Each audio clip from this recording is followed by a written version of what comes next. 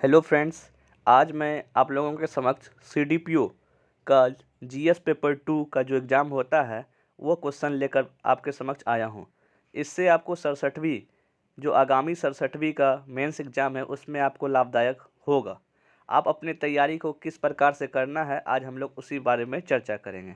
तो फ्रेंड, जो भी नए हैं, जो पहली बार वीडियो देख रहे हैं, उसको मैं बता दूं कि जो जनरल स्टडीज़ होता है बीपीएससी का, उसमें से 300 मार्क्स का मतलब कि 2 पेपर जीएस का है, जीएस 1 जीएस 2 और तीसरा ऑप्शनल होता है।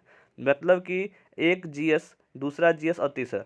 तो जो हम दूसरा जीएस का बात कर रहे हैं इसमें भी 3 खंड होते हैं। तो फ्रेंड्स, आपको बता दें कि पहला खंड में पॉलिटी सेक्शन पूछा जाता है, दूसरा खंड में आपको economy, geography plus Bihar special का खंड पूछा जाता है और तीसरा में साइंस एंड टेक्नोलॉजी पूछा जाता है। तो फ्रेंड, टोटल 300 मार्क्स के होते हैं, जिसमें कि जो ऊपर के मतलब कि तीनों सेक्शन में इसमें साफ साफ इंस्ट्रक्शन भी लिखा है कि पहला सेक्शन से 4 क्वेश्चन में से 3 करना है, दूसरे सेक्शन में भी 4 में से 3 करना है और तीसरे सेक्शन में से 4 में से 2 करने हैं। तो फ्रेंड्स, जो पहला सेक्शन दूसरा सेक्शन है उसमें 38 मार्क्स के होते हैं और जो तीसरा सेक्शन है वो 36 मार्क्स के क्वेश्चन होते हैं। तो टोटल फ्रेंड्स आपको 8 क्वेश्चन करने हैं।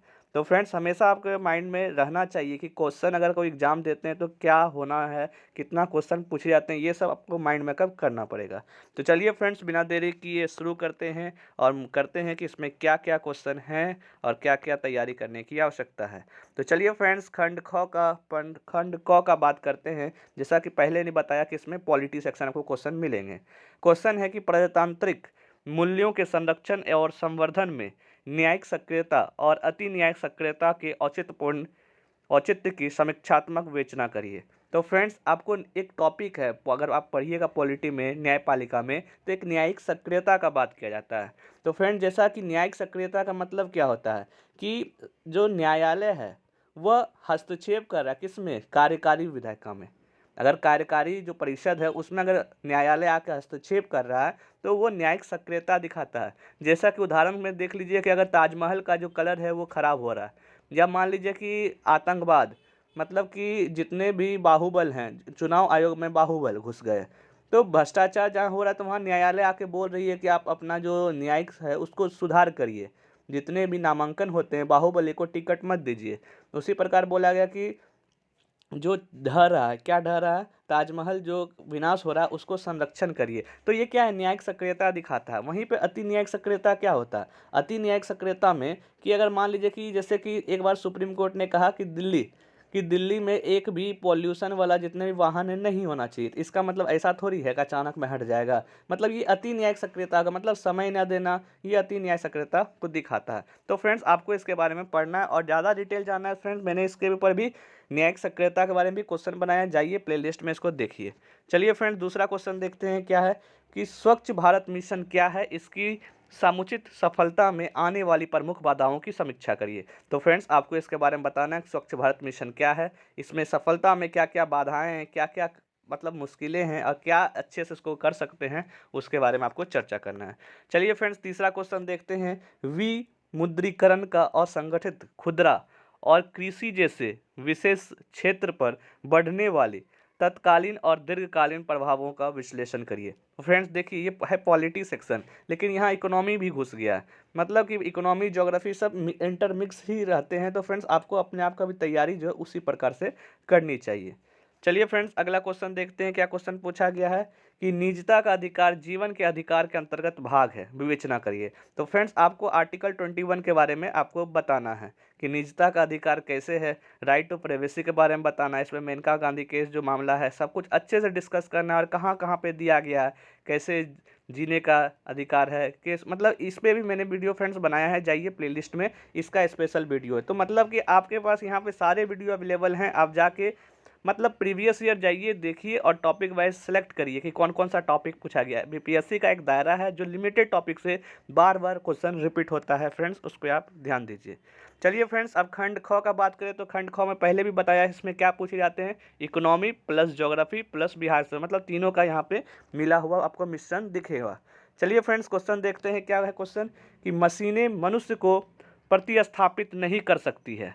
देश में शिक्षित और कुशल युवाओं की बेरोजगारी कम करने हेतु भारत में श्रम प्रधान लघु स्तरीय एवं कुटीर उद्योग को प्रोत्साहित करना आवश्यक है, तथ्यों सहित व्याख्या करिए। तो फ्रेंड्स यहाँ कुटीर उद्योग के मतलब जो महात्मा गांधी जी चाह रहे थे उसके बारे में बात करना है कि किस प्रकार से आपको इस पेपर लिखना है।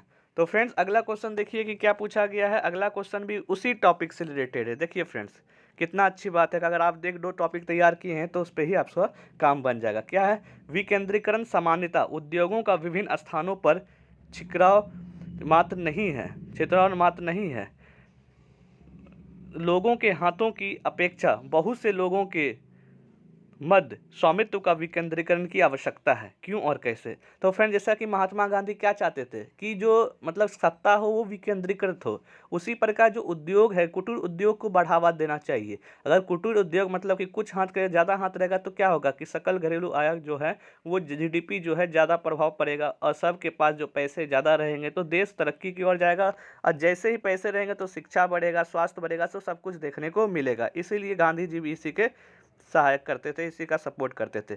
चलिए फ्रेंड्स अगला क्वेश्चन देखते हैं क्या क्वेश्चन है। भारत में विकास योजनाएं प्रशासन आधारित राज्य इकाइयां न होकर भू आर्थिक क्षेत्रीय विशेषताओं पर आधारित होनी चाहिए, जिससे प्राकृतिक साधनों का अधिकतम उपयोग हो सके। क्या विशेष आर्थिक क्षेत्र नीति इस हेतु उपयुक्त है? यदि नहीं तो वैकल्पिक नीति का सुझाव दीजिए। तो फ्रेंड जैसा कि कोई भी क्वेश्चन होना आपको इसमें सकारात्मक पक्ष ही लेना है कि विशेष आर्थिक क्षेत्र में क्या क्या मतलब फायदा है।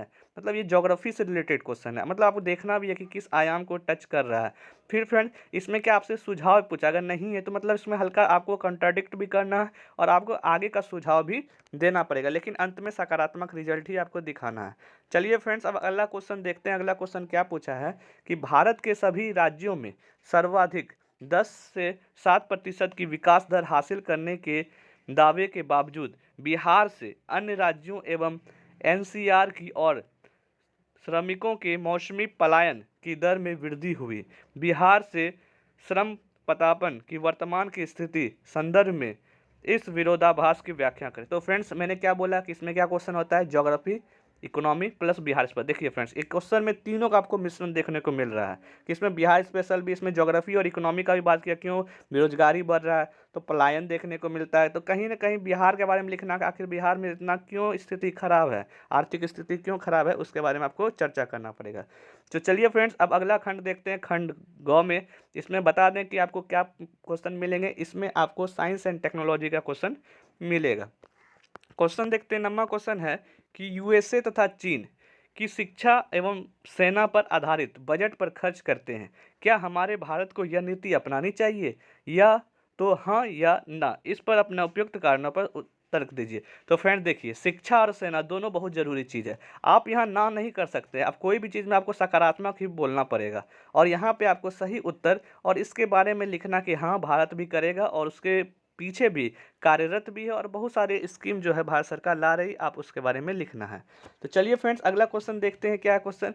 अभी भी शोध पटक को भारत में स्थापित ब्रिटिश शिक्षा पद्धति के साथ जोड़ने की आवश्यकता है, इसे महान भारत बनाने के लिए इसकी विवेचना विस्तारित पूर्वक कीजिए। तो फ्रेंड्स देखिए अब अगर आपको सक्सेस होना है ना तो आपको किसी न किसी के साथ या किसी का नैया पकड़ के आपको पार होना ही पड़ेगा। तो फ्रेंड जिस प्रकार के ब्रिटिश सत्ता का जो शिक्षा स्थापित किया गया था, भारत के लोग जो हैं उससे ज़्यादा अनुकूल हैं। अगर आप उसमें ही अनुकूल हैं तो क्या है कि आपको उसी के साथ रहकर अपना बेहतर किस प्रकार अपना तरक्की कर सकते हैं, अपने आप को कैसे अच्छे प्रकार से ढाल सकते हैं, वो बहुत आवश्यक है। इसलिए अगर भारत को श्रेष्ठ बनाना है या अपने आप को भी श्रेष्ठ बनाना है तो किसी न किसी को आपसे मदद लेना पड़ेगा, और उसमें से जितनी भी अच्छाइयाँ आप उसको लीजिए और जो नकारात्मक है उसे छोड़ दीजिए।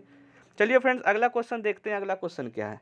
अगला क्वेश्चन है कि किस तरह इलेक्ट्रॉनिक मीडिया हमारी नई पीढ़ी के सामाजिक जीवन स्तर व स्वास्थ्य को हानि पहुंचाता है। मोबाइल के सामने बच्चे अपने माता पिता को खो देते हैं। उपयुक्त उदाहरणों सहित संपूर्ण लेखा लिखिए। तो फ्रेंड देखिए यहाँ पे इलेक्ट्रॉनिक मीडिया का जो दुरुपयोग है उसके बारे में क्वेश्चन पूछा गया है। तो फ्रेंड्स यहाँ पे अगर देख रहे हैं कि अभी हाल में क्या 5G भी लॉन्च हो गया है, तो मतलब हमेशा क्या है कि अगर आपको इलेक्ट्रॉनिक मीडिया के बारे में नकारात्मक लिखना है, लेकिन इसके सकारात्मक भी लिखने हैं कि बहुत सारे लोग जो हैं, जो मतलब गाँव दूर-दराज के थे, कोचिंग संस्थान नहीं पहुँच पाते थे, वो अब पहुँच पा रहे हैं। जैसे कि ये वीडियो आपके पास पहुँच रहा है। ऐसा क्यों हो पा रहा है? क्योंकि ये इलेक्ट्रॉनिक मीडिया की वजह से ही हो रहा है। तो फ्रेंड्स, इसमें आपको पहले नकारात्मक भी लिखना है, फिर इसमें सकारात्मक लिखना है, फिर पेरेंट्स मतलब कि जो गार्जियन है वो किस प्रकार से अपने बच्चे को कंट्रोल करे और उसे मोटिवेट करे कि मतलब एक सही डायरेक्शन पे उसको आगे बढ़ाने का प्रयास करे। तो चलिए फ्रेंड्स, आखिरी क्वेश्चन देखते हैं कि क्वेश्चन क्या पूछा गया है। आप बिहार राज्य को भारत की गुणवत्ता श्रेणी में कहाँ रखते हैं? बिहार राज्य में भ्रष्टाचार को कम करने तथा सुरक्षा व्यवस्था को सुधारने की सरकारी नीतियों की विवेचना करिए। तो फ्रेंड्स, आपको यहाँ पे लिखना है कि भारत में जो बिहार से रिलेटेड है कि जो अब बिहार का जो भारत में क्या गुणवत्ता मतलब क्या प्रोडक्टिविटी है बिहार का भारत के क्षेत्र में। तो आपको देखना पड़ेगा कि जैसे कि अब मान लीजिए बिहार में क्या है, शिक्षा में जाइए तो खान सर मिलेंगे आपको, पत्रकारिता में जाइए तो मनीष कश्यप है, उधर और जाइए तो अंजुम कश्यप है, रवीश कुमार है, और शिक्षा में देखिए तो कौन है, आनंद कुमार है। तो मतलब कि बहुत सारे ऐसे नेता हैं जो पहले भी हैं, मतलब जो कहीं न कहीं विदेशों में जाके हर जगह जाके अपना छाप छोड़ रहे हैं। लेकिन कहीं न कहीं जो भ्रष्टाचार है वो इसको इतना मतलब गुमराह करके रखा है कि बिहार का जो नाम और अस्तित्व है वो कहीं न कहीं धूमिल होते नज़र आता है। तो इसको भी ठीक करने के लिए सरकार ने भी बहुत अच्छे कदम उठाए हैं और बार-बार कदम उठाने का प्रयास जारी है। तो फ्रेंड्स, आपको भी इसमें समझना है कि आपको क्या एक तरह से फ्रेंड्स आपको बता दें कि जैसे सेक्शन सब बाँटा हुआ था इस क्वेश्चन में। तो चलिए फ्रेंड्स, अब हम लोग समझते हैं कि इसमें से हम लोग क्या सीखे हैं। तो 67वीं जो पीटी एग्ज़ाम होगा, उसमें आपको यहाँ से सीख की बात यही है कि जो पहला सेक्शन है खंड क था, तो उसमें पॉलिटी का सेक्शन में आपको सिर्फ़ पॉलिटी ही नहीं मिल रहा है, पॉलिटी के साथ-साथ इकोनॉमी ज्योग्राफी भी मिक्स अप है। दूसरा सेक्शन जो था इकोनॉमी ज्योग्राफी प्लस बिहार इस पे उसमें में भी इंटरमिक्स था, मतलब कि थोड़ा-सा कि मैच्योर माइंड जो सिंपल जो है कि आप किस प्रकार से अपना व्यक्तित्व दिखाते हैं, आपको जनरल नॉलेज है कि नहीं, जनरल अवेयर है कि नहीं, उसके बारे में क्वेश्चन देखने को मिला। तीसरा सेक्शन में भी अगर इसमें साइंस टेक्नोलॉजी सिर्फ साइंस टेक्नोलॉजी का बात नहीं किया, यहाँ पे सिंपल क्वेश्चन ही पूछे हैं आपसे। तो इस प्रकार से फ्रेंड आपको ओवरऑल तैयारी करना पड़ेगा। तो फ्रेंड्स, मिलते हैं अगले वीडियो के साथ, तब तक के लिए thank you and have a nice day.